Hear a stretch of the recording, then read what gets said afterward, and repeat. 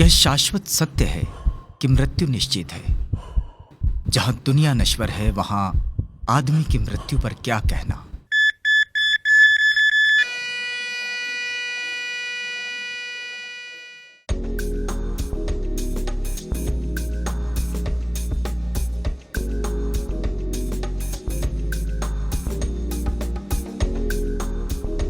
यहां जन्मे हर व्यक्ति की मृत्यु अटल है। यह सत्य स्वीकार कर मृत्यु का हंसकर सामना करना, जीना इसी का नाम है। थोड़े आंसू है, थोड़ी हंसी, आज गम है तो कल है खुशी। जिंदगी की यही रीत है, हार के बाद ही जीत है।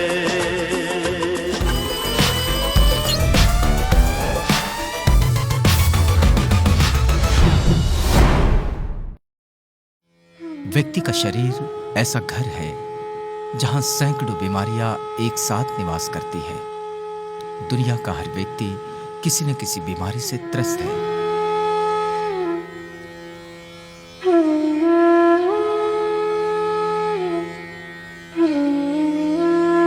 कैंसर यह एक ऐसी बीमारी का नाम है जिसे सुनकर हर कोई कांप उठता है। इस कैंसर ने व्यक्ति और उसके मन को अपने ऑक्टोपस पंजों से जकड़ लिया है। कैंसर का दूसरा नाम मृत्यु। ये धारणा समाज में स्थापित हो चुकी है। जैसे हर कोई सांप जहरीला होता है, ये धारणा समाज में है। क्या ये वास्तविकता है? बिल्कुल नहीं। सांपों के भिन्न भिन्न प्रकार होते हैं। कुछ सांप जहरीले होते हैं, कुछ कम जहरीले होते हैं, कुछ बिल्कुल भी जहरीले नहीं होते। वैसे ही कैंसर के भी भिन्न भिन्न प्रकार है। हर कैंसर को ठीक किया जा सकता है। लोगों में इस बीमारी का जो डर है, उसे जानकारी प्रबोधन के माध्यम से निकालना, ये आधी लड़ाई जीतने जैसा है। रही प्रमुख बीमारी की बात, उसे दवा, कसरत और सही ट्रीटमेंट की आवश्यकता है।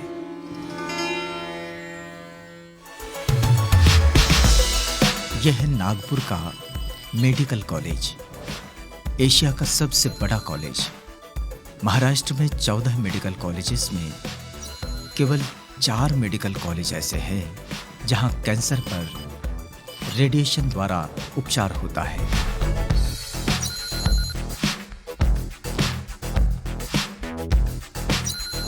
मेडिकल कॉलेज के इस कैंसर डिपार्टमेंट में मध्य प्रदेश, छत्तीसगढ़, आंध्र प्रदेश, मराठवाड़ा और विदर्भ से कैंसर पेशेंट इलाज के लिए आते हैं। मैं बाहर में ट्रीटमेंट किया लेकिन वहाँ पे फ़ायदा नहीं हुआ। मेडिकल में आया, मेरा इलाज थोड़ा अच्छा चल रहा, मेरा ऑपरेशन हो गया। यहाँ के सर लोगों ने हमारा अच्छा मदद किया है, ट्रीटमेंट भी अच्छे किए।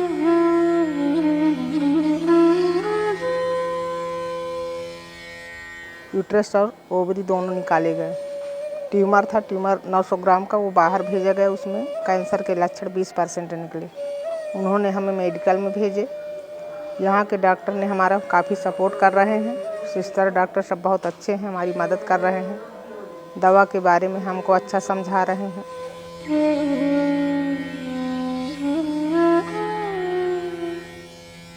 प्रायव्हेटमध्ये ट्रीटमेंट झालं पण तिथं मला आराम नाही लागला।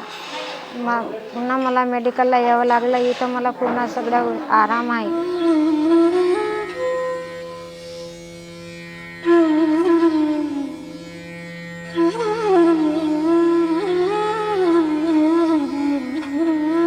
सुबह 9 बजे से लेकर 4 बजे तक ओपीडी चालू रहती है। दूर से आने वाले मरीजों के लिए असुविधा ना हो, ड्यूटी के साथ हमारा ये सामाजिक दायित्व है, ऐसा यहाँ का स्टाफ मानता है।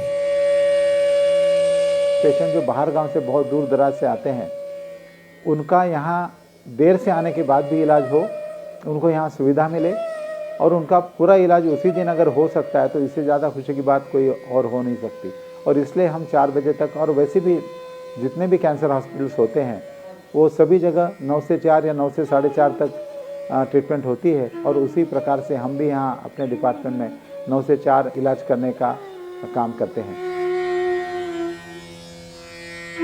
इस मेडिकल कॉलेज में एक साल में लगभग 2000 पेशेंट एडमिट होते हैं।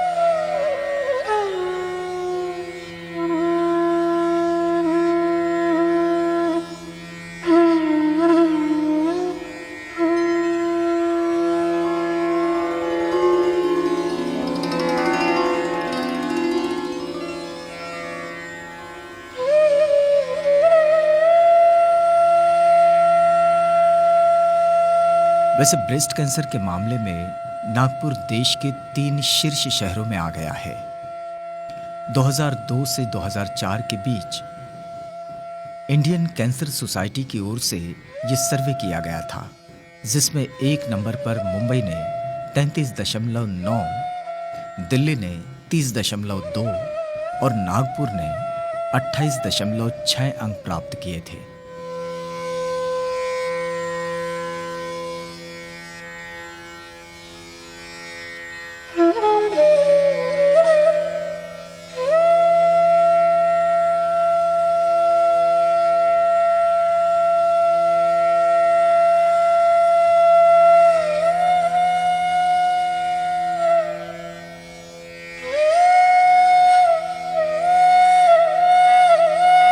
ये बच्चों का कैंसर डिपार्टमेंट है। यहाँ 0 से 20 साल तक की आयु के बच्चों का इलाज किया जाता है। जिन्हें अभी जीने का मतलब भी न समझा, ऐसे अबोध बालक इस बीमारी से लड़ रहे हैं।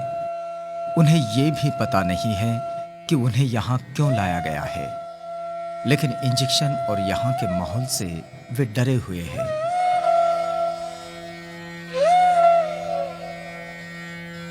कि हमारे पास एक कैनकिड नाम की एक एनजीओ है जो केवल बच्चों के कैंसर का इलाज में मदद करती है। उनका एम ऐसा है कि यहाँ आने वाला कोई बच्चा बिना इलाज से घर न जाए, और उसके लिए वो कोशिश भी करते हैं, हम भी कोशिश करते हैं।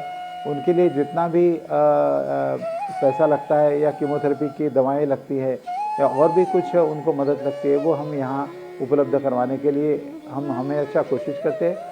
पिछले 2 साल से करीबन ये डिपार्टमेंट यहाँ पे आया है कैनकिड का, और 2 साल में हमने काफ़ी प्रगति की है कि हमें लगता है कि करीबन जो पहले हम 37% पेशेंट केवल इलाज करते थे, वहाँ आज वो पेशेंट करीबन 73 या 75% पेशेंट पूरा इलाज करते हैं। तो मुझे लगता है ये एक अच्छा फ़ायदा हो गया है। हॉस्पिटल में ऑपरेशन हुआ, वहाँ से यहाँ हमको भेजे हैं। यहाँ के डॉक्टर बहुत सपोर्ट कर रहे हैं हमको।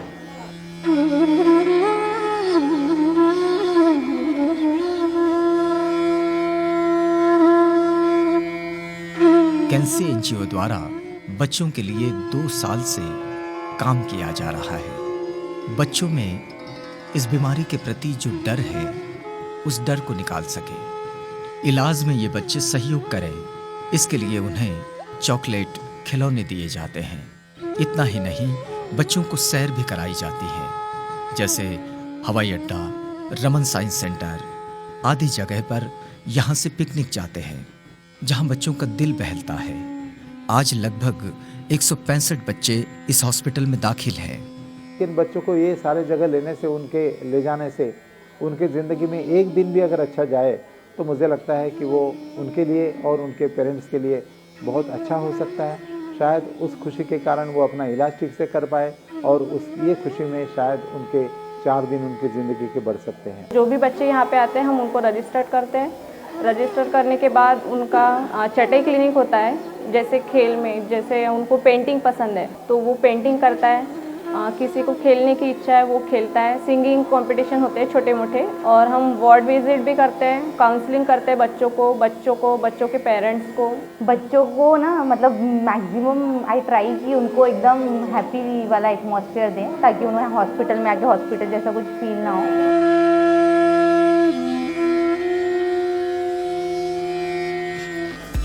यहाँ का ऑफिस स्टाफ बहुत मेहनतकश है। नागपुर का ये एक ऐसा कॉलेज है जहाँ पोस्ट ग्रेजुएशन होता है। यहाँ स्कॉलर विद्यार्थियों द्वारा इलाज भी किया जाता है। यहाँ पर पोस्ट रेडियोथेरेपी का जो पोस्ट ग्रेजुएशन कोर्स है वो पूरे महाराष्ट्र में सिर्फ गवर्नमेंट मेडिकल कॉलेज नागपुर में ही चालू है, बाकी जगह नहीं है। इसलिए अपने मेडिकल कॉलेज का एक बहुत प्लस पॉइंट है।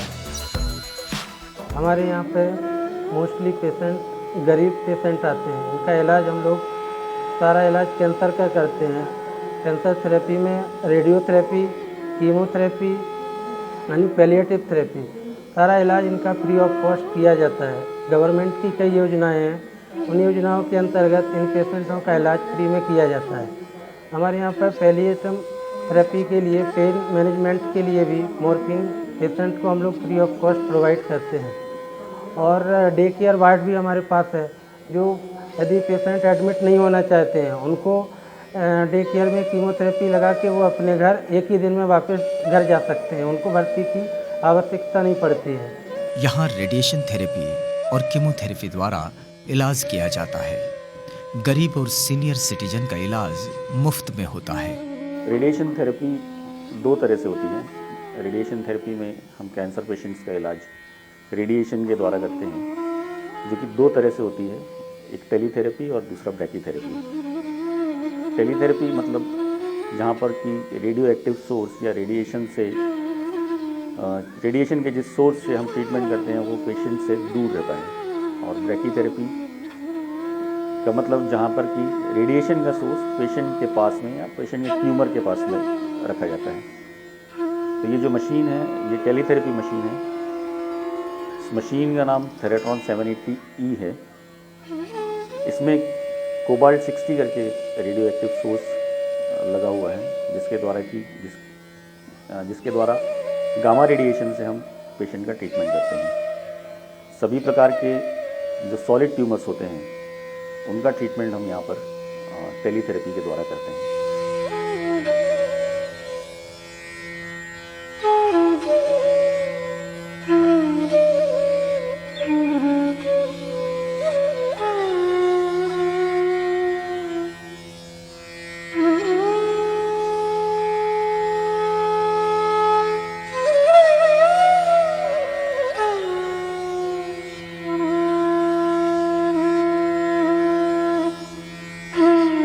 वक्त के साथ जीवन जीने का तरीका बदल रहा है। जो वक्त के साथ चलता है वो ही सफल होता है। ये कथन सत्य है, इसमें कोई दो राय नहीं, मगर हम उसे किस परिप्रेक्ष्य में ले रहे हैं ये बात मायने रखती है। किसी भी बात का अतिरेक होता है तो उसके परिणाम भी बुरे होते हैं। कैंसर आज की जीवन जीने के बदले हुए तरीके का परिणाम है, जिससे ये बीमारी पूरी दुनिया को अपनी चपेट में ले रही है।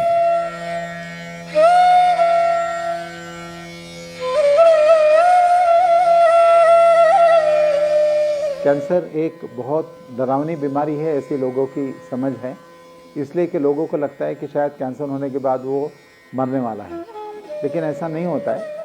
कैंसर का अगर ठीक से इलाज किया जाए और अगर कैंसर का शुरुआती अवस्था में इलाज किया जाए और या उसका निदान हो जाए तो शायद कैंसर ठीक हो सकता है। लेकिन हमारे देश में काफ़ी ज़्यादा पेशेंट कैंसर की बढ़ी हुई स्टेज में आते हैं या वो ठीक से उनका इलाज किसी कारण से हो नहीं पाता है। उसके कारण लोगों को लगता है कि शायद ये कैंसर ठीक नहीं हो सकता। इस बीमारी पर यहाँ की डॉक्टर टीम काफ़ी मेहनत कर रही है।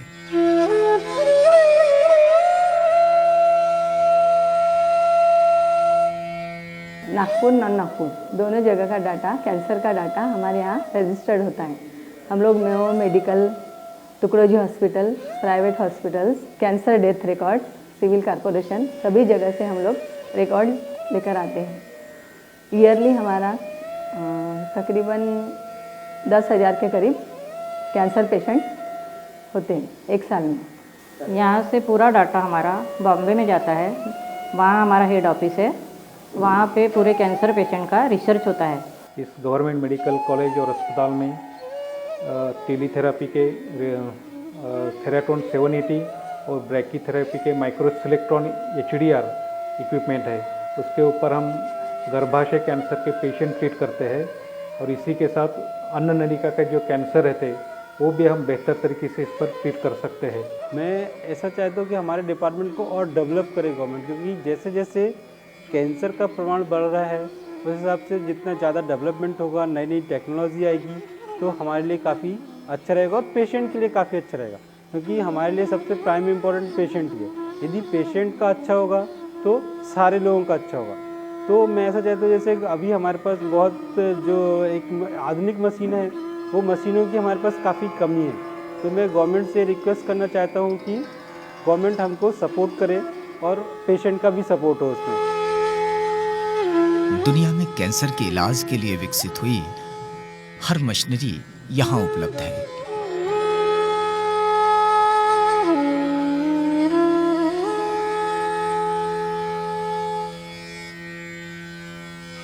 हम बात कर रहे हैं उन शख्स से जिन्होंने इस बीमारी से पेशेंट को छुटकारा दिलाने के लिए अपना जीवन समर्पित किया। यहाँ से रिटायर्ड होने के बाद भी वे अपना 24 घंटा इन पेशेंट की सेवा करने के लिए दे रहे हैं। वे इस कैंसर डिपार्टमेंट के प्रमुख डॉक्टर हैं। आप हैं डॉक्टर KN काम्बले। इस डिपार्टमेंट में केवल महाराष्ट्र से या विदर्भ से पेशेंट नहीं आते, तो मध्य प्रदेश, छत्तीसगढ़, आंध्र प्रदेश से भी काफ़ी मात्रा में पेशेंट आते हैं। और यहाँ करीब करीब सारे पेशेंट का इलाज फ्री में होता है।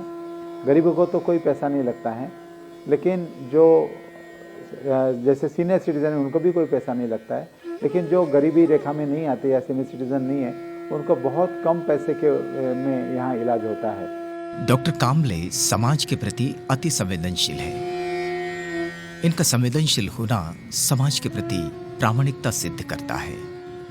काम्बले जी चाहे तो महीने का 10-15 लाख रुपया आराम से कमा सकते हैं, लेकिन इन्होंने कैंसर के मरीजों को ठीक कराने के लिए अपना जीवन समर्पित कर दिया है।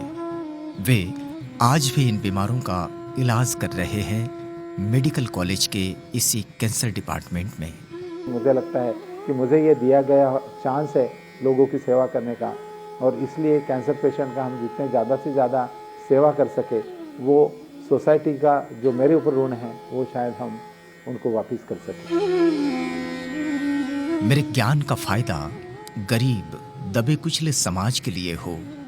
उनका ये विचार समाज के प्रति उनका प्रेम और आस्था को दर्शाता है। समाज में ऐसे नुमाइंदे बहुत कम है। डॉक्टर काम्बले जी का आदर्श समाज के लिए प्रेरित करने वाला है।